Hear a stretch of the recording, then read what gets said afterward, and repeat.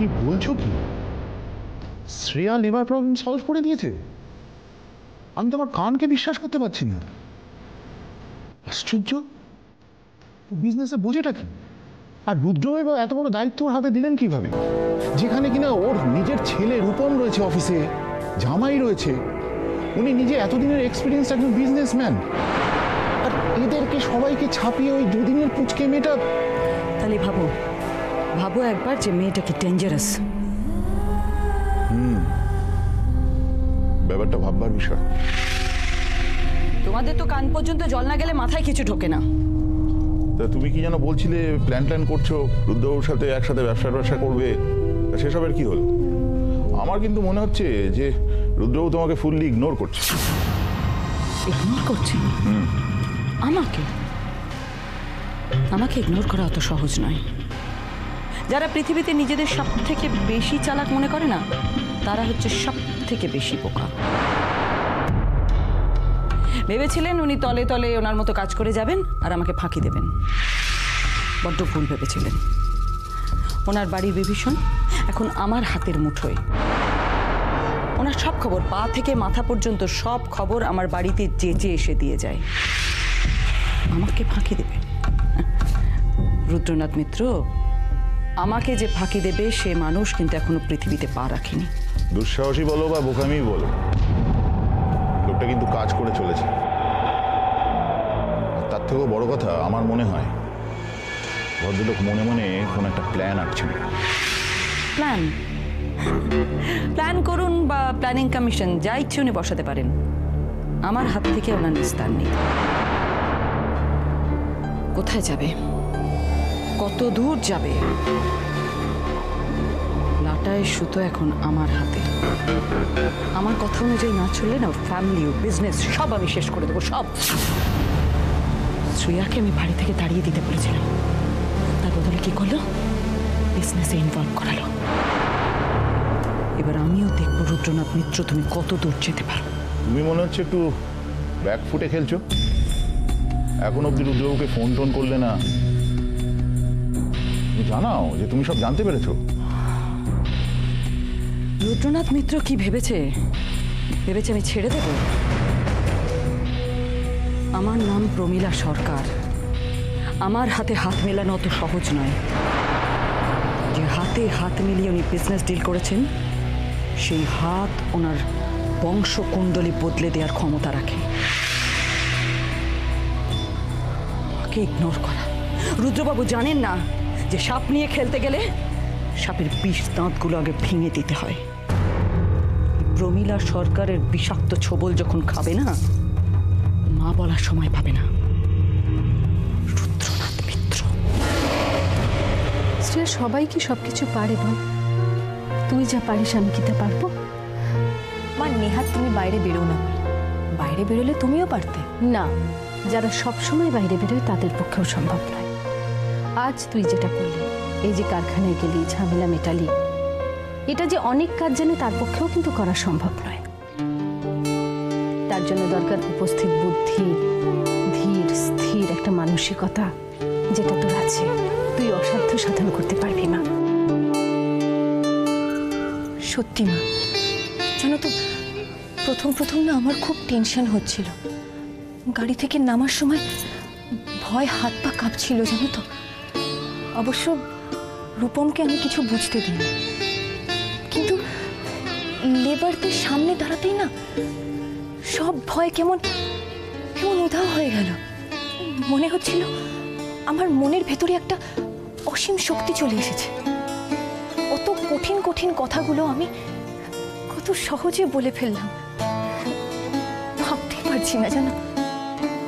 আজ ওই লেবারদের মুখে হাসি দেখে আমার যে কতটা আনন্দ হচ্ছে আমি তোমাকে বলে বোঝাতে পারবো না মা। ভীষণ একটা স্যাটিসফ্যাকশন হচ্ছে নিজের মধ্যে, জানো তো।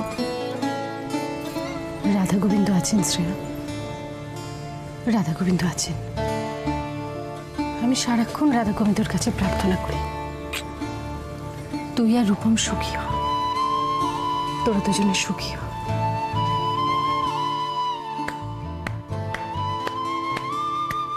বাহ, চমৎকার। বেশ কায়দা করে শ্বশুরের ব্যবসায় ঢুকে পড়লি বা? তুই এসব কি বলছিস রে? এটা তো বাবারও ব্যবসা, আর কায়দা করে ঢুকে পড়লাম মানে? ফ্যাক্টরিতে একটা সমস্যা হয়েছে, সেটা শুধুমাত্র আমি সামলেছি। ওখানে না আমি চাকরি করে, না আমার কোনো পার্টনারশিপ আছে। ও হ্যাঁ, কি যেন বললি? বাবারও ব্যবসা না? বাকিস বললি, ভুলে গিয়েছি। বাবাও 50%-এর অংশীদার। তা তোর তো দুদিক থেকেই লাভ হলো, মানে বাবার 50%-এর অর্ধেক আর তোর শ্বশুর মশাইয়ের 50%-এর অর্ধেক, মানে সব মিলিয়ে তোর নিজের 50%। প্রবাল, কি সব বাজে বাজে কথা বলছিস? এসব কথা উঠছে কেন? চুপ কর। উঠছে মা, উঠছে।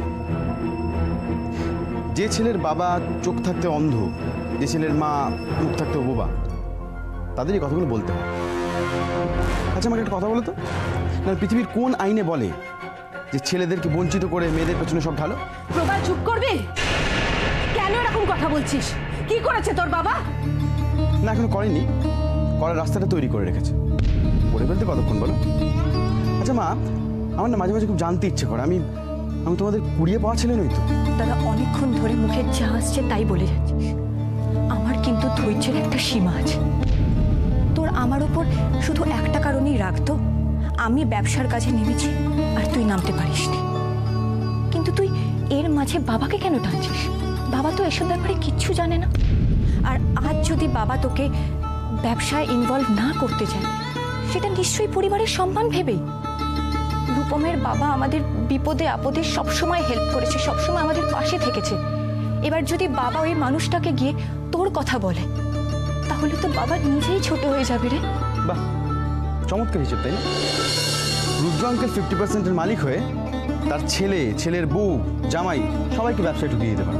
অথচ আমার বাবা 50%-এর মালিক, কিন্তু নিজের ছেলের কথা বলতে পারলো না। শোন শ্রেয়া, তোকে না চিন্তা আমার বাকি নেই, তোর তো চালাক। প্রবাল, তুই এখান থেকে যা। সারাদিন শুধু অশান্তি অশান্তি অশান্তি, আমার আর ভালো লাগে না। যা এখান থেকে। হ্যাঁ, আমি কথা বললেই তো তোমার যত অশান্তি।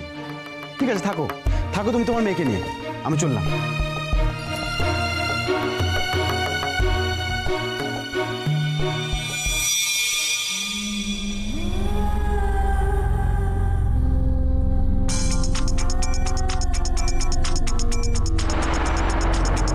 মিসেস সরকার? হ্যাঁ বলুন মিসেস সরকার। বলবেন তো আপনি, আমি তো শুনবো।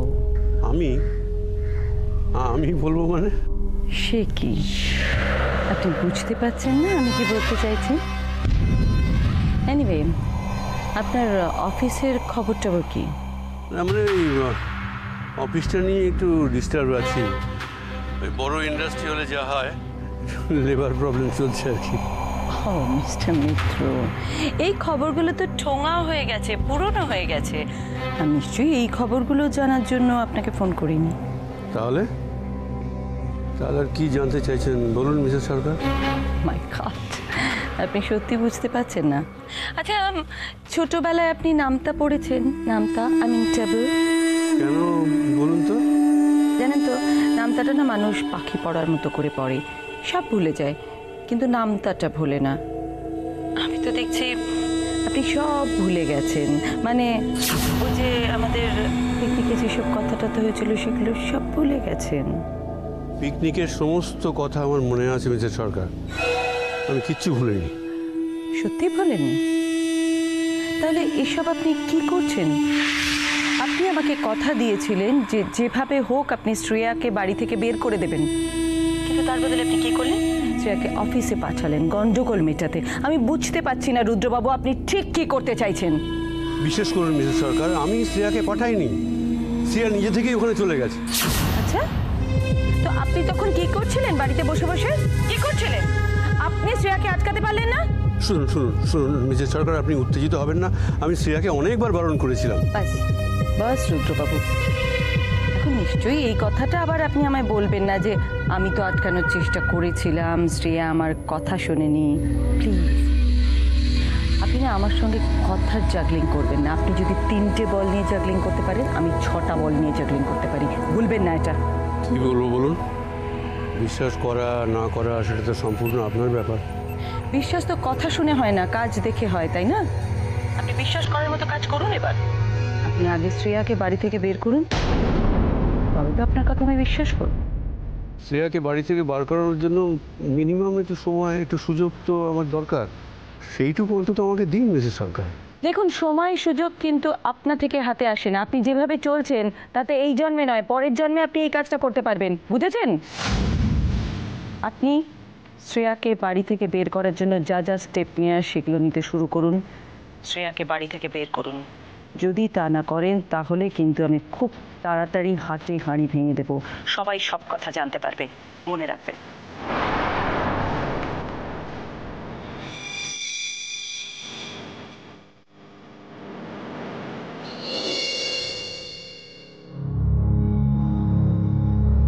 কি ব্যাপার? কি কিছু কিছু হয়েছে নাকি? না না বাবা, এসো এসো এসো এসো, বসো বসো বসো, না এখানে বসো। কেমন একটা লাগছে, কি কোনো প্রবলেম কি? না না, কিছু হয়নি। আমরা সবাই খেয়ে উঠলাম তো, তাই একটু বসে বিশ্রাম। আচ্ছা আচ্ছা, শুনেছেন শ্রেয়া গেছে? আজ তো একেবারে কামাল করে দিয়েছে। হ্যাঁ হ্যাঁ, শুনলাম। অনেক দিনের একটা ঝামেলা আজকে মিটলো, যাক। সত্যি কথা, আর শ্রেয়া না থাকলে হতো না, একদম শ্রেয়ার জন্যই, পুরোটা শ্রেয়ার জন্য মিটেছে। আমি চিরকাল ওর কাছে কৃতজ্ঞ। ছি ছি ছি ছি ছি, এরম করে বলো না বাবা। বিপদের দিনে স্বামীর পাশে স্ত্রী দাঁড়াবে, সেটা তো স্ত্রীর কর্তব্য, তাই না? রাধা গোবিন্দর কাছে প্রার্থনা করি, খুব সুখী হও তোমরা বাবা, খুব সুখী হও। আর সাহস দেখাতে হবে না। ও না দাদার ভালো রূপটা দেখেছে, খারাপ রূপটা দেখেনি।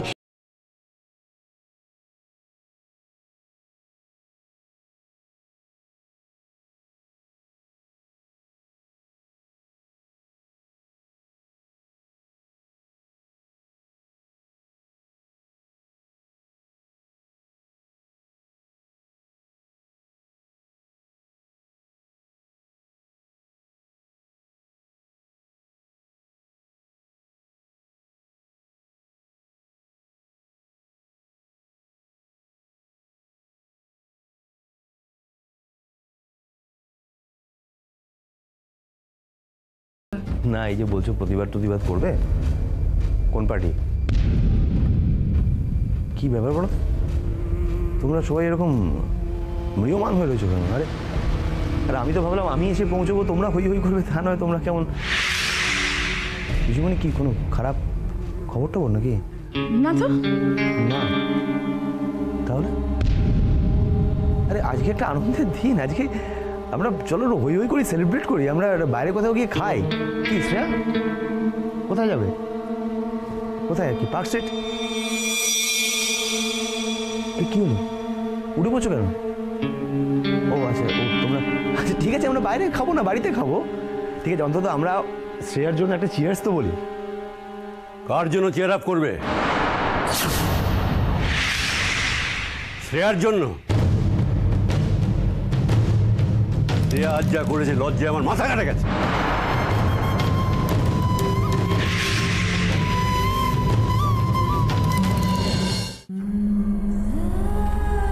কি ব্যাপার, কোনো প্রোগ্রাম আছে মনে হচ্ছে? প্রোগ্রাম তো লেগেই আছে। না, আজকেরটা একটু খাস প্রোগ্রাম মনে হচ্ছে। তাহলে শাড়ি নিয়ে তো তোমাকে এরকম ব্যতিব্যস্ত দেখি না। খাস মানে স্পেশাল?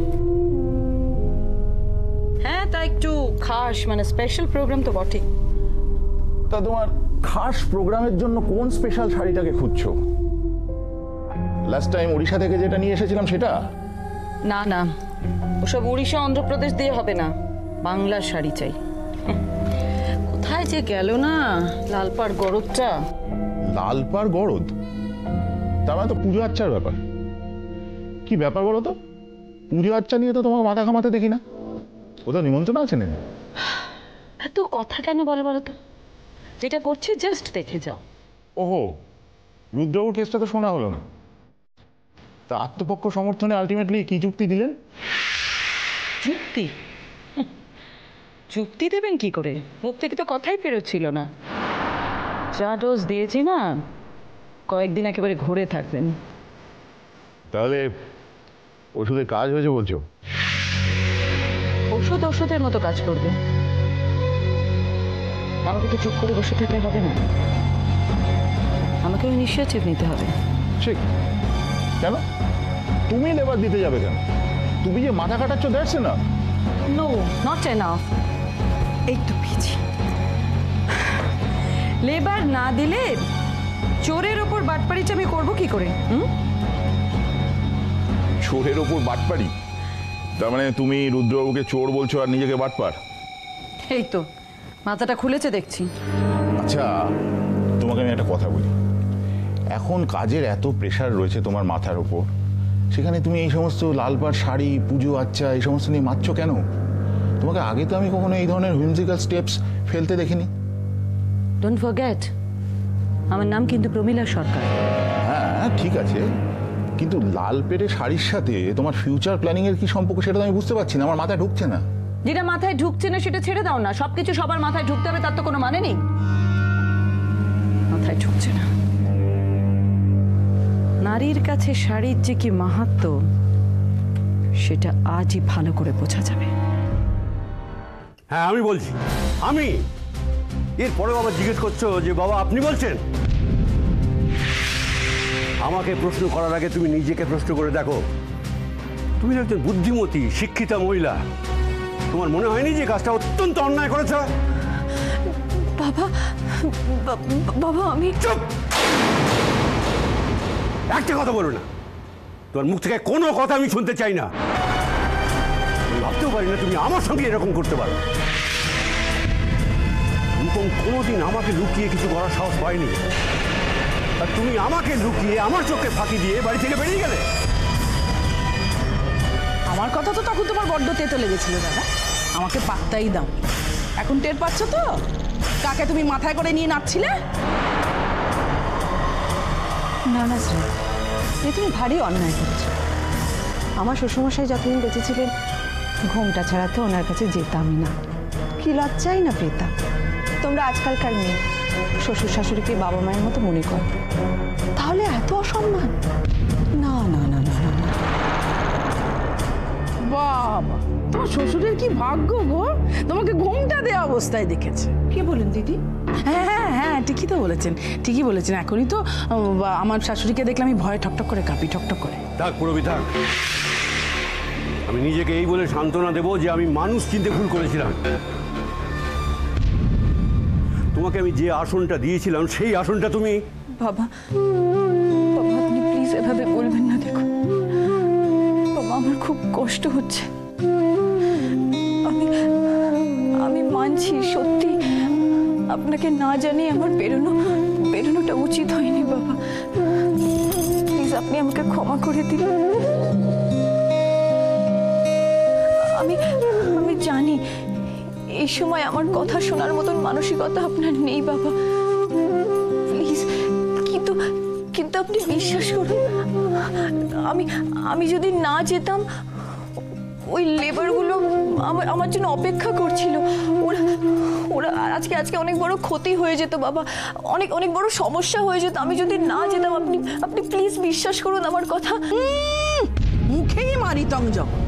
উনি কারখানায় গেলেন আর সব ঝামেলা ঝঞ্ঝাট মিটিয়ে দিয়ে চলে এলেন, না হলে দাদার ব্যবসা একবারে লাটে উঠতো।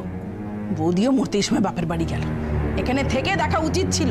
আমার বৌমা খুব ঢং করে তো। না না শ্রেয়া, এ তুমি নিজেকে খুব ছোট করছো। দেখো তুমি নিজে লেখাপড়া জানা মেয়ে, তুমি এত সেন্টিমেন্টাল কথা অনর্থক বলছো। কোম্পানিতে একদিন গিয়ে তুমি কি ক্ষতি থেকে বাঁচিয়েছো বলো তো? ক্ষতি হলে কার হতো? আমার ব্যবসার ক্ষতি হতো। আমার